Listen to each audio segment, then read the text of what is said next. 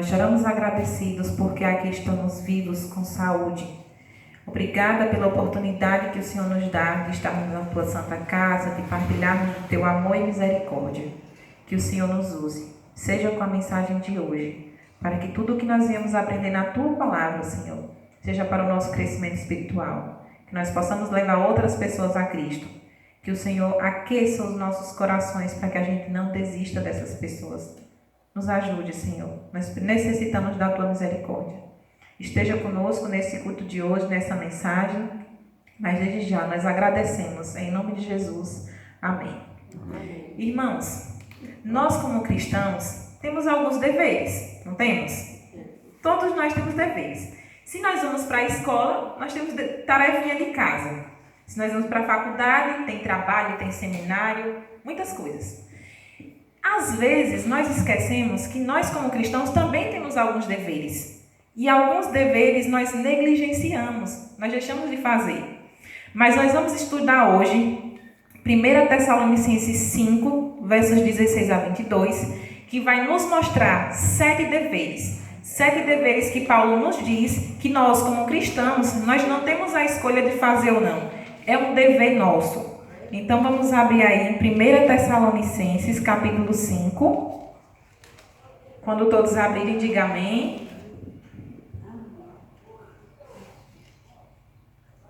Quase aí perto do Novo Testamento, no final do Novo Testamento. Capítulo 5. Vamos ler juntos. Vamos começar do versículo 12 e depois nós vamos estudar cuidadosamente os 7 deveres de nós como cristãos. 1 Tessalonicenses capítulo 5, verso 12, diz assim, ó. Agora vos rogamos, irmãos, que acateis com apreço os que trabalham entre vós e os que vos presidem no Senhor e vos admoestam, e que tenhais com amor em máxima consideração por causa do trabalho que realizem, vivei em paz uns com os outros. Exortamos também, irmãos, que admoesteis os insubmissos, consoleis os desanimados, amparais os fracos e sejam longânimos para com todos. Evitai que alguém retribua a outro mal por mal. Pelo contrário, segui sempre o bem entre vós e para com todos. Verso 15. Verso 16. Regozijai-vos sempre, orai sem cessar. Em tudo dai graças, porque esta é a vontade de Deus em Cristo Jesus para convosco. Não apagueis o Espírito, não desprezeis as profecias. Julgai todas as coisas, retende o que é bom, abstendo-vos de toda forma de mal. Essa carta de Paulo, ela foi escrita para a igreja de Tessalônica, certo? Eu não sei se vocês já estudaram essa passagem. Eu estudei uma vez, eu estava procurando um sermão que eu ia pregar na igreja. Meu Deus, o que é que eu vou pregar? E aí 1 Tessalonicenses, eu quase nunca leio esses livros pequenininhos, né? E aí eu vi essa passagem e achei muito interessante. Mas essa é uma carta de Paulo à igreja de Tessalônica. E a igreja de Tessalônica, ela foi fruto de uma viagem que Paulo fez junto com Silvano e Timóteo. Era uma viagem missionária.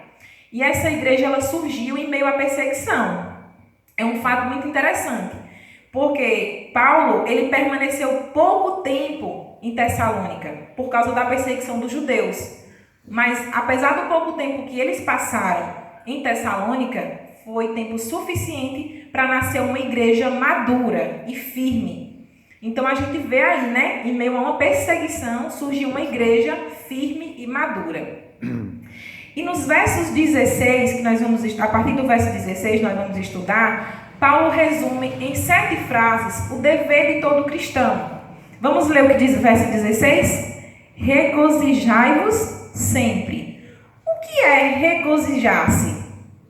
Alguém sabe?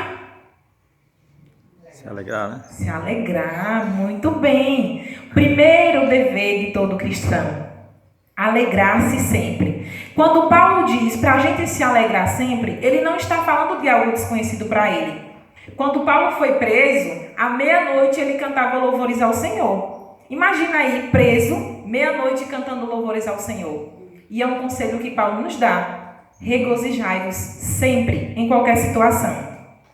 Em Filipenses, Paulo diz que aprendeu a viver contente em qualquer situação. Então, aí a gente vê que ser feliz sempre não é algo que a gente vai aprender a fazer do dia para a noite. A gente tem o quê? Que aprender.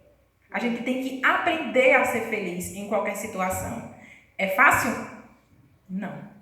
Jesus disse que nada seria fácil, mas com ele nada é impossível. Então, é um dever que nós, como cristãos, nós devemos fazer. Ser alegres. Já viu cristão triste? Como é que a gente vai dar exemplo com a cara feia, triste, tudo desanimado, não tem esperança de nada? Paulo diz, sempre se alegre. Outra coisa que nós não devemos é depender de circunstâncias externas para sermos alegres. Por quê? Nós já temos a maior alegria que é Cristo. Muitas pessoas depositam a sua alegria em coisas materiais, coisas palpáveis e coisas desse mundo. Coisas que se acabam. Mas nós, como cristãos, não devemos deixar que a nossa alegria seja consequência de qualquer coisa que aconteça lá fora. Porque a base da nossa alegria deve ser Cristo. Certo? As pessoas sem Deus, elas precisam de motivo para sorrir. Muitos precisam ser promovidos no trabalho, ganhar um salário melhor. Muitos precisam fazer uma viagem para ser feliz. Eu tenho que fazer aquela viagem porque se eu fizer aquela viagem eu vou ser muito feliz. Inclusive, eu estava conversando com minha esposa esses dias que eu queria me mudar, né? Eu queria muito me mudar. Se eu me mudasse para tal lugar, eu acho que eu seria... eu ia ficar muito feliz. Aí ele foi comentar umas coisas, depois eu pensei, quando eu estava lendo esse sermão, e é verdade, por que eu tenho que ser feliz naquele lugar e por que eu não posso ser feliz aqui? Eu não preciso me mudar para outro lugar para ser feliz, eu não preciso fazer uma viagem para me ser feliz, porque a base da nossa alegria tem que ser Cristo. Não que essas coisas, ser promovido no trabalho, fazer uma viagem, não seja legal, nos traz momentos felizes, não traz? Traz. Não é muito bom quando a gente faz o retiro com a igreja e tem momento feliz, mas não deve ser a base da nossa alegria. Muitos, para serem felizes, precisam viver viajando, precisam estar com o padrão do mundo, porque eu preciso estar desse jeito, porque eu tenho que ser aceito pelo mundo. É aí que está a diferença entre os crentes e os descrentes. A base da nossa alegria não deve ser baseada em coisas do mundo, em coisas externas. A base da nossa alegria deve ser sempre Cristo. Se não somos felizes com o que temos, nós não estamos preparados para receber bênçãos maiores. Aprendam isso. É uma coisa que eu tenho tentado e orado para Deus me ajudar. Ser feliz com o que eu tenho e aonde eu estou. Se eu estou aqui, estou reclamando demais, é porque eu não estou preparada para receber a bênção maior. Porque quando a bênção maior vir, eu não vou estar preparada, eu não vou ser grata do mesmo jeito. A gente tem que ser o fiel no pouco e feliz no pouco, para quando a bênção vir, a gente estar preparado. É uma coisa que a gente tem que aprender. Neemias diz que a alegria do Senhor é a nossa força. Filipenses 4:4 diz assim: regozijai-vos sempre no Senhor. Outra vez vos digo, regozijai-vos. É o que diz Filipenses. No Salmo 16, verso 11, diz que na presença do Senhor há plenitude de alegria. Nós estamos na presença do Senhor. Então nós temos que ser o quê? Alegres. Não existe ficar triste na presença do Senhor. Nosso coração tem que estar aberto. Como é o nome da irmã? Dona Socorro. Se eu te desse R$1 milhão hoje, como é que você acordaria amanhã?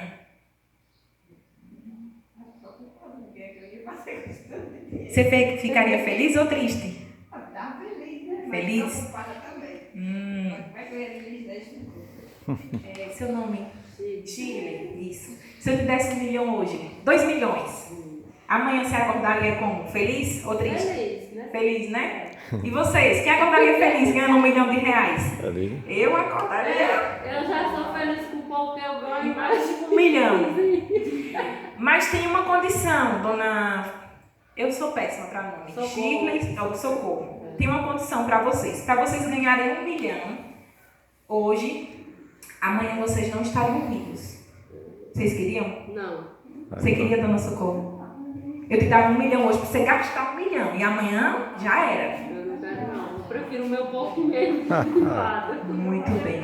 Era aí que eu queria chegar. Se 1 milhão, 1 milhão não vale mais que a vida?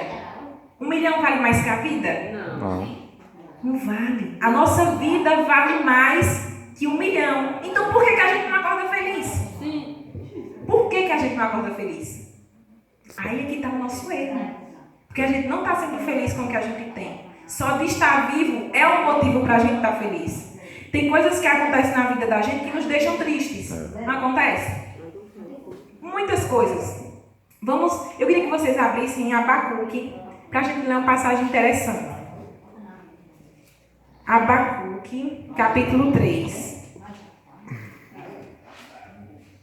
Se vocês quiserem grifar para depois vocês lerem em casa, vocês lembrarem da mensagem de hoje e refletir, é bom. Abacuque 3. Verso 17 a 19. Vamos ver o que Abacuque fala? É até refrão de uma música. Acho que vocês vão lembrar quando a gente lê. Ainda que a figueira não floresça, nem haja fruto na vide, e o produto da oliveira minta, e os campos não produzam mantimento, as ovelhas sejam arrebatadas do aprisco, e nos currais não haja gado, todavia eu me alegro no Senhor. Amém? Amém. O Senhor Deus é a minha fortaleza. Exulto no Deus da minha salvação. O Senhor Deus é a minha fortaleza. E faz os meus pés como os da corça, e me faz andar altaneiramente. Vocês viram que Abacuque fala? Ainda que a videira não floresça, que eu não tenha gado na roça, que os gados sumam, que não tenha nada no curral, que não tenha comida em casa, ele disse o quê? Ainda assim eu me alegro no Senhor. Então, mesmo que haja doença, perca de entes queridos, porque são situações que nos deixam lacerados, tristes. São situações tristes? São. Inclusive, esses dias, ontem, teve um senhor que foi fazer uma ultrassom lá na clínica e ele recebeu o diagnóstico de câncer. E ele, assim, ficou arrasado. Porque o médico viu que tinha um tumor na parte do umbigo dele. Ele ficou dilacerado. Numa situação como essa, a pessoa fica, onde que eu vou encontrar alegria? Não é?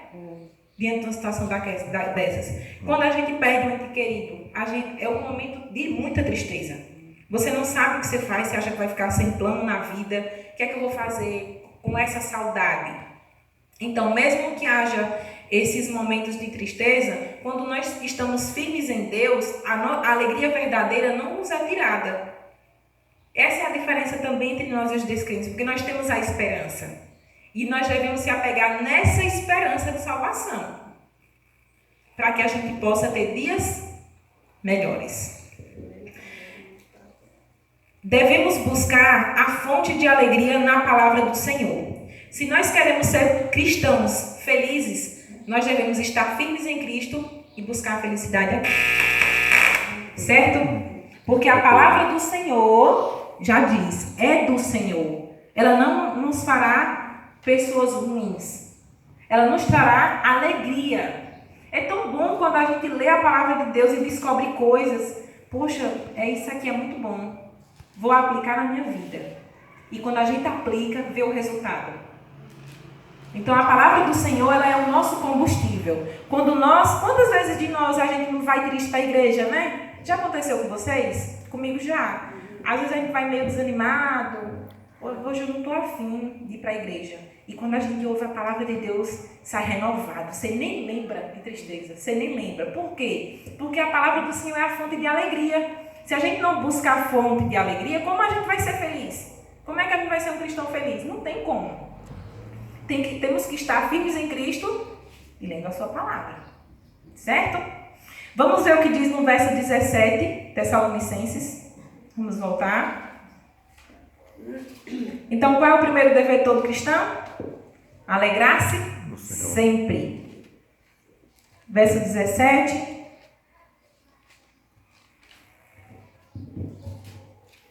Amém? 7 diz assim: orai sem cessar. O que é orar sem cessar? Orar sem cessar é viver um estado contínuo. O que é contínuo? Que não para. É viver um estado contínuo de comunhão com Deus. Deixa eu ver pra cá para mim. É viver um estado contínuo de comunhão com Deus. Tem 3 frases que eu li que eu achei muito interessante. Ele é de um escritor cristão, porém ele não é da nossa igreja. Mas é muito interessante. Eu queria que vocês, se possível, lembrassem dessas frases. A primeira diz assim: alguém pode orar e não ser cristão, mas alguém não pode ser um cristão e não orar. E é verdade. A oração é para o cristão o que a respiração é para a vida, mas nenhum dever é tão negligenciado. O que é negligenciar? Deixar de fazer. Eu sei que eu tenho que fazer, eu sei que eu tenho que orar, mas eu não oro. E a terceira frase dele é a seguinte: a negligência da oração é uma das principais causas de estagnação na vida cristã. Ele está querendo dizer o quê? Quando eu deixo de orar, eu me torno um anão cristão. O anão cresce. Ele cresce até certo tamanho e fica pequeno, né? Assim somos nós cristãos. Quando nós deixamos de orar, nós ficamos anões espirituais. E não deve ser assim. A gente deve o quê? Crescer cada dia espiritualmente. Então ele diz que a negligência da oração é uma das principais causas porque eu e você não crescemos espiritualmente. Misericórdia. Porque isso não é bom. Muitos continuam anões espirituais porque não estão orando. E quando não oramos, nós ficamos o quê? Suscetíveis a tentações. Se a tentação vem e eu não estou forte o suficiente, eu vou fazer o quê? Vou ceder. E a oração é o combustível da nossa vida. É a nossa respiração. Para a gente estar vivendo, precisa respirar e o coração bater. E para a gente continuar firme na fé, a gente precisa orar, ler a palavra, viver e praticar. Correto? Então, que Deus nos ajude. Porque se nós não temos orado como deveríamos, vamos a partir de hoje mudar esse hábito. Orar mais, né? Orar mais. Sem cessar, assim como Paulo diz. É o segundo conselho que Paulo deixou para a igreja de Tessalônica e que ele deixa para nós hoje. Sejamos felizes, oramos sem cessar. Vamos ver o terceiro dever do cristão, verso 18. Em tudo dai graças, porque esta é a vontade de Deus em Cristo Jesus para conosco. O que é em tudo dai graças? Ser grato. Gratidão, né? Querido irmão, nós estamos sendo gratos? Se sim, amém. Se não, misericórdia de nós. Paulo diz aqui, em tudo. Ele não diz parcialmente, em algumas coisas ou em outras coisas. Ele diz, em tudo dai graças, porque esta é a vontade de Deus em Cristo Jesus para conosco. Então, às vezes nós pensamos, como é que eu vou agradecer se está acontecendo isso comigo? Se tenho esse problema, se eu tenho esse problema. Mas se Deus diz que em tudo dai graças, é porque em tudo nós devemos dar graça. E pode observar, crentes ou não crentes, quando nós estamos passando por qualquer situação difícil, sempre vai ter um motivo, nem que seja pequeno, para a gente ser feliz e para a gente ver a bondade de Deus. Observe, todo momento ruim sempre vai ter, nem que seja um ponto, que a gente perceba a bondade de Deus em nossa vida. Então, por que não ser grato? Jesus disse que aqui na terra nada seria fácil. Ele não disse que seria fácil. Mas ele disse o quê? Que tenhamos o quê? Bom ânimo. Porque ele venceu e a gente também vai vencer. Então, manifestar gratidão é uma maneira de servir ao Senhor. Normalmente, pessoas que murmuram muito é porque não tiveram esse encontro com o Senhor ainda. Nós estamos murmurando demais? Isso não é bom. E não é maneira de manifestar gratidão. Tem pessoas que murmuram por muita coisa. Por besteirinha. É uma picuinha aqui, uma picuinha ali. Isso não provém de Deus. Não provém de Deus. Nós devemos ser gratos. Certo? Mesmo nos dias difíceis, sempre há algo que podemos ver a bondade de Deus em nossa vida. Amém? Amém. Verso 19 diz assim: não apagueis o Espírito.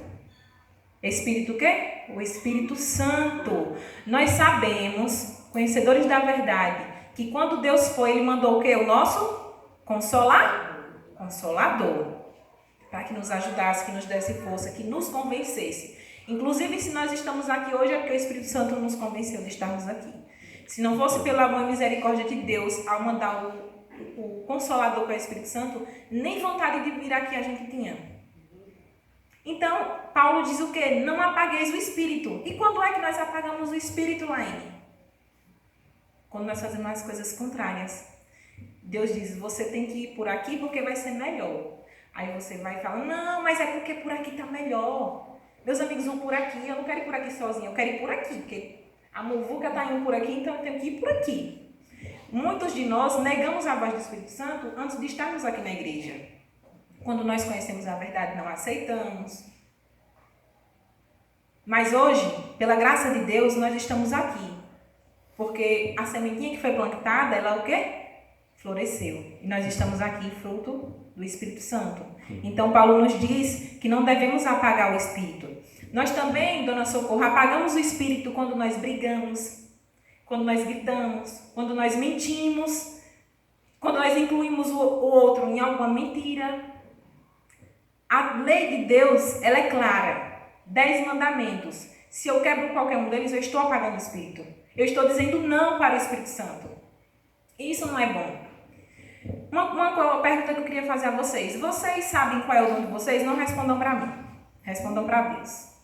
Vocês sabem qual é o dom de vocês? É uma coisa que eu tenho que me perguntar bastante. Sabe por quê? Quando eu estava estudando esse sermão, me veio uma coisa interessante. Se eu não procuro saber o meu dom, porque cada um de nós temos um dom. Nós acreditamos que quando nós descemos ao tanque batismal, é mandado um dom para a gente, pelo Espírito Santo. Quando eu deixo de saber, de procurar saber ou orar a Deus qual é o meu dom, eu estou negligenciando. Por quê? Se Deus me dá um dom, é para mim fazer o quê? Trabalhar na obra dele. Eu posso trabalhar na obra, vamos supor, fazendo pregação. Dona Socorro pode ajudar na obra trabalhando como solidária, na asa.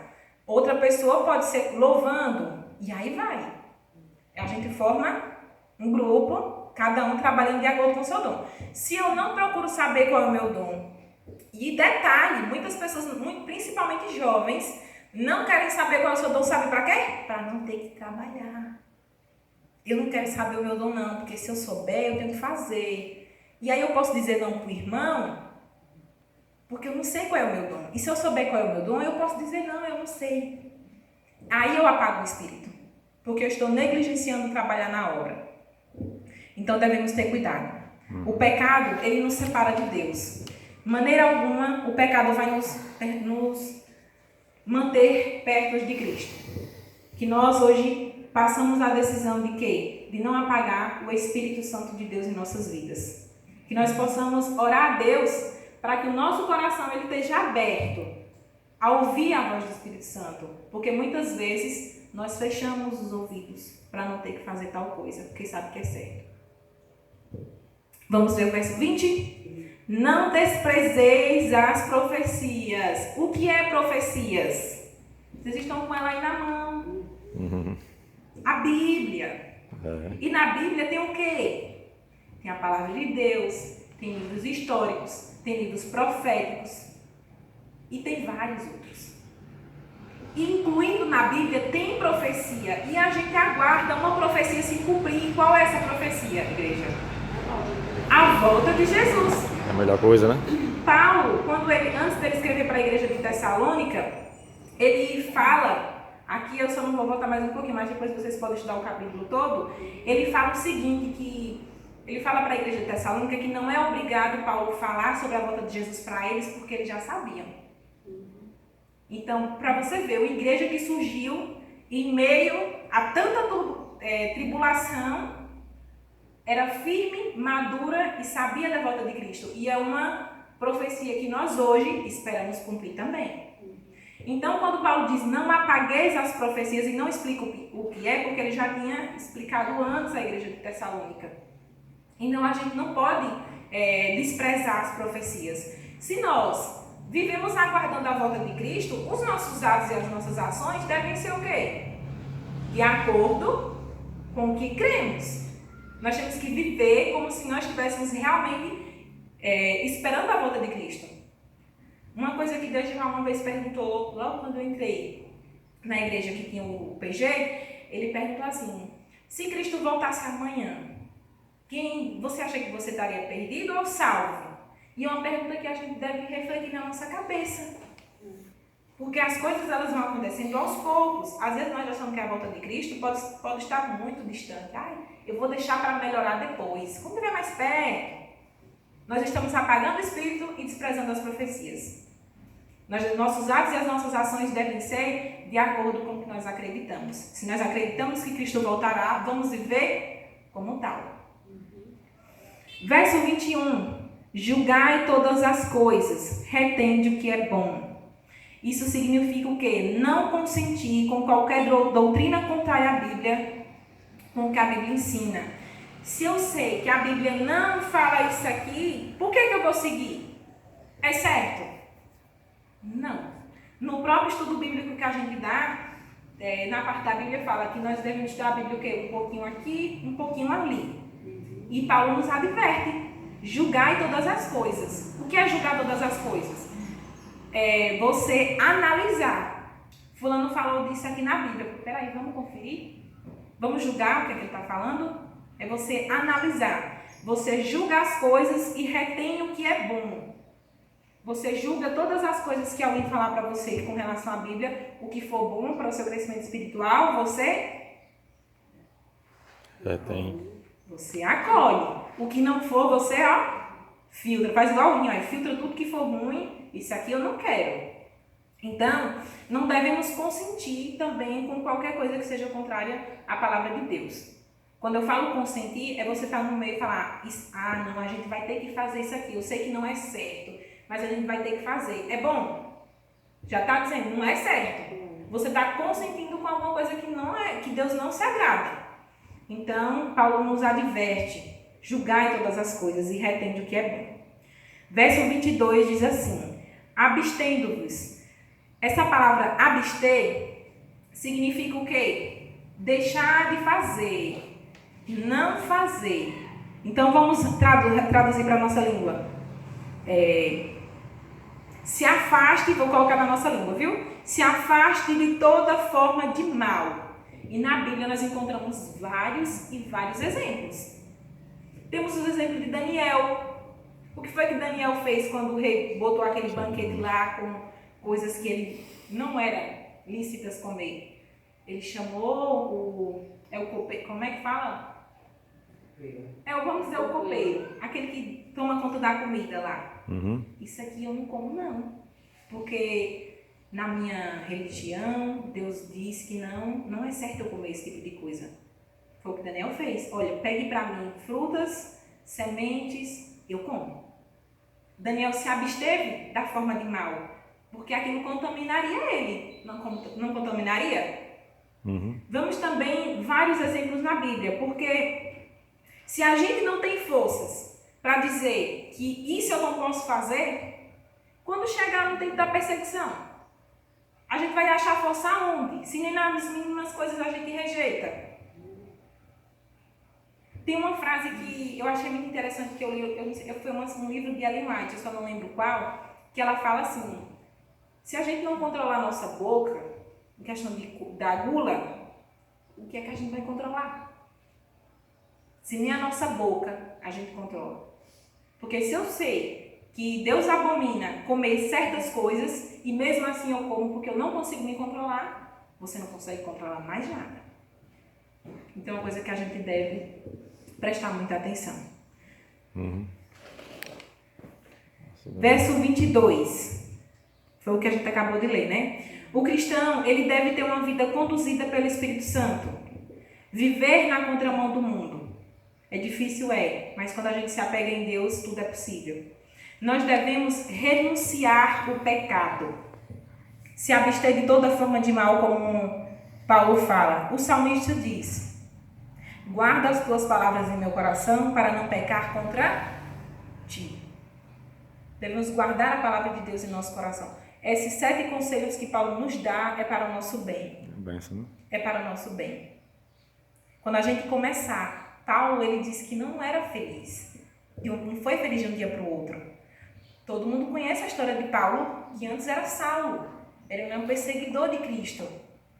Talvez quando ele estava no mundo dele, ele achava que estava fazendo a coisa certa. Mas quando teve um encontro verdadeiro com Cristo, que se tornou Paulo, um verdadeiro cristão, aí tudo mudou.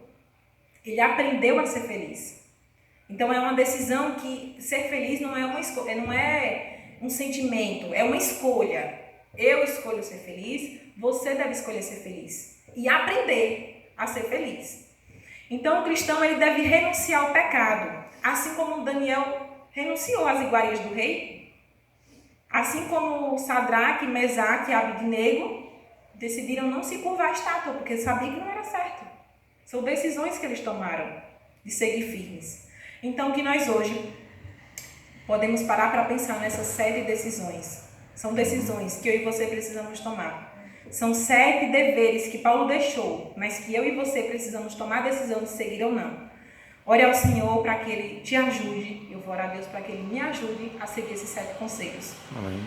A sorrir sempre, a orar sem cessar, a ser grato, a viver cheio do Espírito Santo, a viver conforme a Bíblia, a ficar longe de tudo o que é mal, a reter o que é bom. Nós seremos mais felizes neste mundo até o grande dia se a gente começar a praticar o que a gente conhece.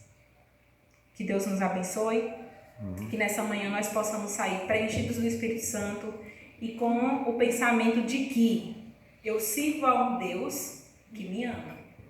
Se Deus me ama, eu tenho que fazer as coisas que agradar a Deus. Mesmo que talvez agora, para mim não tenha tanta importância, mas na frente terá.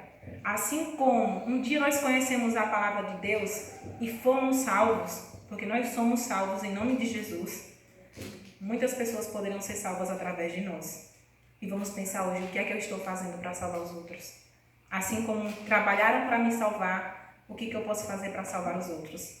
Esses 7 conselhos que Paulo deixou para a igreja de Tessalônica servem para nós hoje e servirá até o dia que Jesus voltar. Amém. Nós, como cristãos, temos deveres e obrigações, porque nós somos a luz do mundo, o sal da terra. Nós devemos dar gosto, nós devemos mostrar para as pessoas que nós somos diferentes porque somos salvos em Cristo. Então, que Deus nos abençoe, que nos ajude a manter essa meta e a conseguir, a alcançar o nosso alvo. Que nós possamos permanecer firmes. Assim como a igreja de Tessalônica, ela ficou firme durante a perseguição dos judeus e continuou, que a gente continue firme até o grande dia. Amém. Vamos orar?